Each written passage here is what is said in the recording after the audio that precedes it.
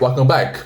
I don't think it's no secret that Juve is going through a massive downfall right now. They won the league title in 5 years or so, and their European success in that time has also been very small. And the team I grew up watching, right? The Juventus I grew up watching, being the king of Serie A, being the king of Italian football, winning 9 titles in a row, making Champions League finals is no longer here. And also, they have to sack that coach Iltodor after only 2 months into the season and has 7th in the table. But I don't think that the main person to blame for all of this is Iltodor. I don't think the main people to blame are also the players. I don't think the main people to blame is the board and the whole decision making they've had in the past 5 years. I don't think picking managers is anywhere near the board's strength. Ever since Allegri left 2019, Zach did come in as supposedly the Allegri's replacement, and while he did win a league title, the last one for Juventus, it did only last there for the year, and he resigned the summer because he did not know how to deal with the dressing room. The dressing room added Ronaldo in there, Dybala, other big players, and did not know how to deal with that.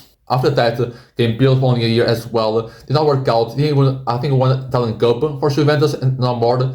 It would be a great story to have a Pirlo, Italian legend, or a Juve legend as well, to beat a manager, but I don't think he was anywhere near the type of manager, type of level manager he was supposed to be, and that's the second manager they failed to succeed Allegri. And so if you can replace Allegri, then the thing you have to do is bring back Allegri, and that's what Juventus did. They brought him back for 3 years, right, till last year, and I think that might be the most stupid decision ever. He only won 1 trophy in that 3-year span. We've seen Napoli win it more, we've seen Inter win it, we've seen Milan win it, and all of this, Allegri has not been able to turn Juventus into the Italian powerhouse of football that once was and was obviously in his first at Juventus. And I think that for what he's done, right, we've seen Pirlo being sacked for less, we see Sarri leave the club for less. Allegri stayed there for 2 years. I think that's way below this, way after the expiry date for Allegri. I don't think he has no business being there for more than a year and a half. And I think really hurt Juventus. I don't think Allegri is a coach that, also when he's getting a team not as great, I don't think the coach is able to turn that around. So I think that's also what Juventus has hurting themselves for 3 years. Allegri did not be able to get Juventus to an even better team. Because when he first came at Juventus, also it was a team that was already winning league titles. But now he came in the team that spent 2 years not really playing that well, and was not able to get this team playing better, wasn't able to get this team in the right direction. And that way, I think that this Juve team will be worse. But last summer, Tag Motta came in, right, until March. But to be fair, I did think that Tag Motta is going to be the right manager for Juventus.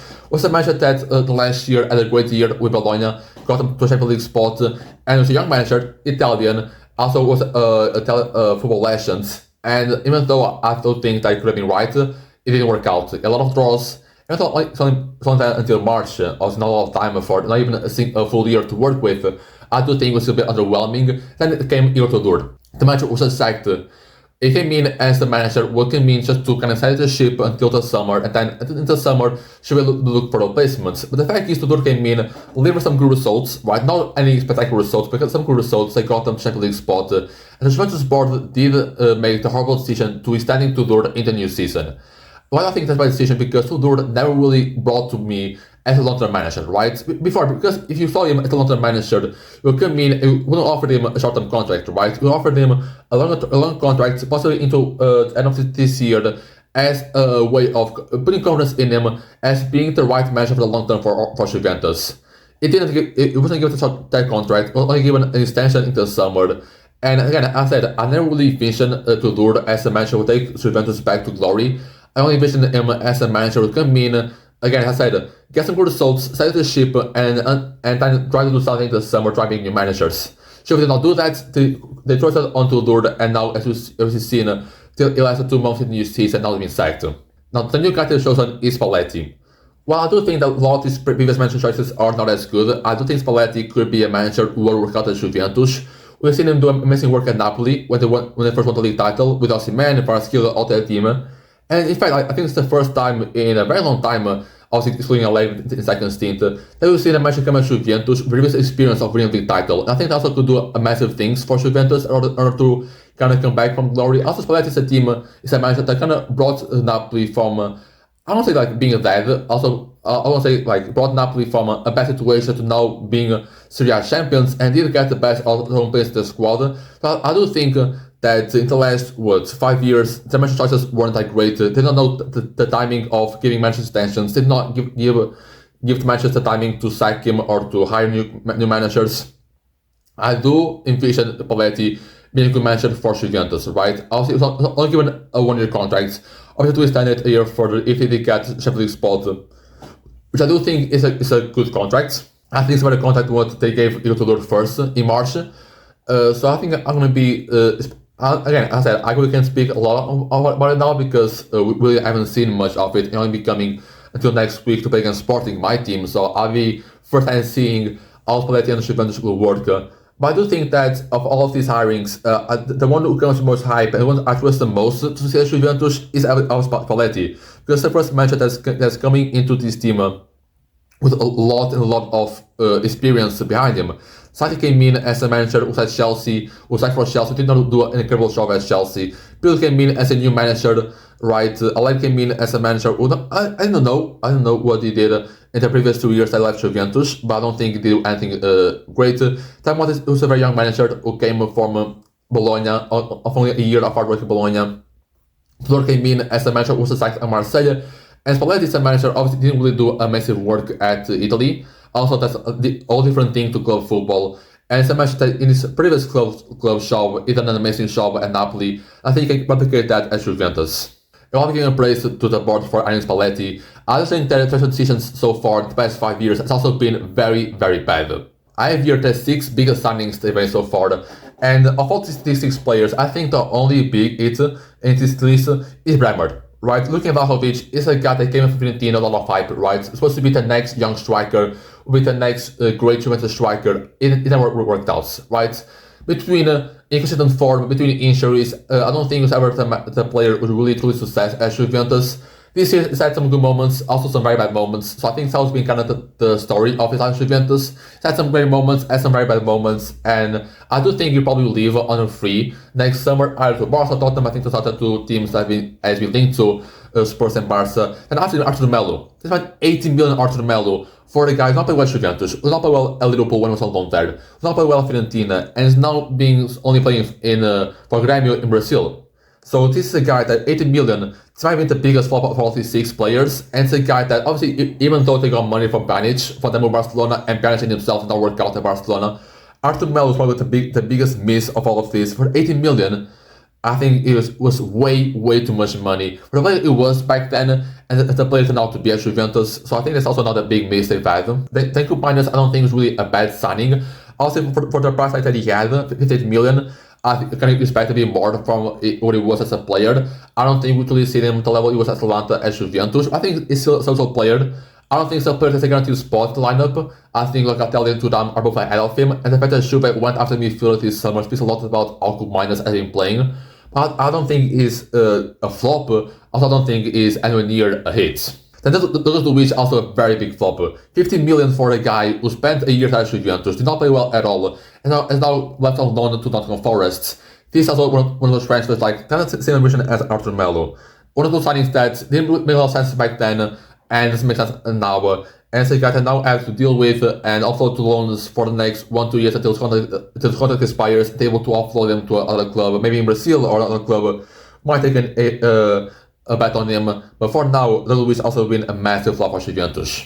Then Bremer is the first hit of this list. Bremer is a guy that came from Torino as the next best center back from Brazil, and it's not that. I think right now, the best center backs in the world football. I think the main thing that's kind of hurting him is his injuries. Last year, we didn't see much from him because of his injury problems, but when he plays, he's a very good center back, very good defender. I think it's a guy that's should always go to the Brazilian national team. That should view him as a cornerstone for the defense for many years to come.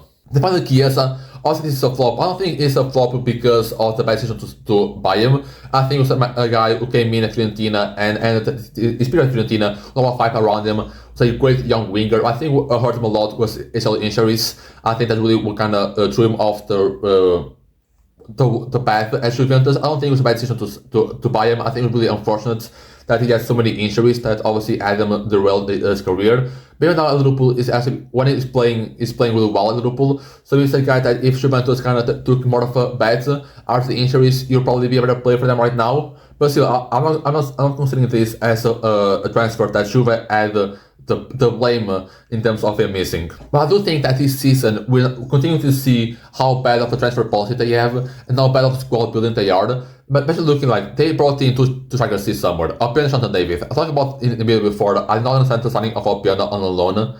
I do think they've had a lot bigger problems in that squad. Like they have a defender, right? They have Kalulu, Gatti, Bremer, like Kelly in the defense. They desperately need a defender, and they started to bring in a striker or than that. I think as well to bring some competition to Locatelli, to Ram, to Coop Miners. I don't think they've also had any priority to bring a new midfield. So a lot of humans, possibly from Sporting, coming to Juventus, and they brought in Opianda on the loan. Which they had Shanton Davis, I think was a great signing on a free. I think it's an amazing signing. They've also already had Vlahovic. Obviously, still a bit, you really don't know what he'll do, right? You don't know if he'll leave, if he'll stay. We also have Milik behind those two guys. I have two strikers, right? And you bring in a new guy to be your fourth striker. In the formation that you only play one striker in, I think it's very confusing. And you can see, like, Open and Shanton Davis have been very underwhelming this season. I think it's because of all the shared game time they have to share together.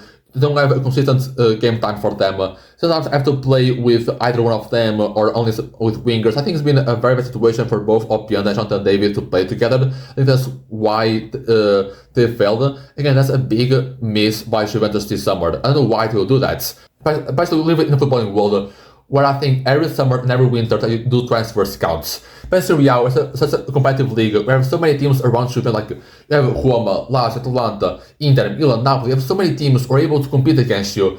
And I think every single transfer window counts. If you don't have a good transfer window, then about 2-3 teams that same summer or winter are able to do that, and able to have a good transfer window, able to pass up on quality. I think that's what happened in the last years. The recruitment, the player signing hasn't been great at all. I think because of that, the other teams around them, they'll be able to make some signings ahead of them. Napoli is a team that's able to do amazing business with Osimhen, Varskia, other players. Inter has also been doing some amazing business.